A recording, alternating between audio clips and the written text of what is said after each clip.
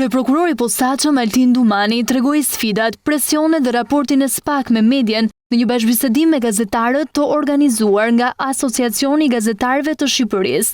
Nënvizoi kufirin delikat mes transparencës dhe ruajtjes së sekretit hetimor, duke e cilësuar këtë balans një sfidë të përditshme për institucionin. E nda një vijë shumë e hollë transparencën me ruajtjen e sekretit hetimor. Natyra e hetimeve që ne kryejm, nevoja e publikimit për të informuar është shumë e madhe. Sekreti i hetimit dhe të drejtat e palëve në proces duhen ruajtur. Ne jemi përpjekur që të gjejmë këtë ekuilibër. Kreu i SPAK pranoi dhe presionet, kërcënimet dhe sulmet nga një pjesë e medjes, duke thënë se disa gazetarë apo analistë kanë tentuar të intimidojnë prokurorët e posaçëm. Ka gazetarë të papërgjithshëm që për disa klikime më shumë publikojnë lajme të rreme ose një pjesë të së vërtetës. Dëmtojnë reputacionin e SPAK. Kanë ardhur kërcënime në drejtim të prokurorëve dhe institucionit. Është dhe dëmtimi që bëhet nga media e papërgjithshme.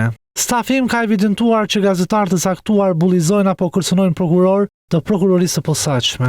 Për herë të parë, kreu i prokurorisë së posaçme zbuloi pse në një aktivitet ndërkombëtar pranoi të prezantohet vetëm me emër dhe pa simbolin e Shqipërisë, detaj që ka shkaktuar komente publike.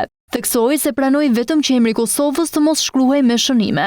I pyetur nëse pas mbarimit mandatit të sheh vete në politik, Dumani dha një përgjigje të prerë.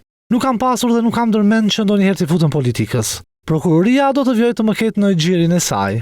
Nuk do të më shihni në politikë.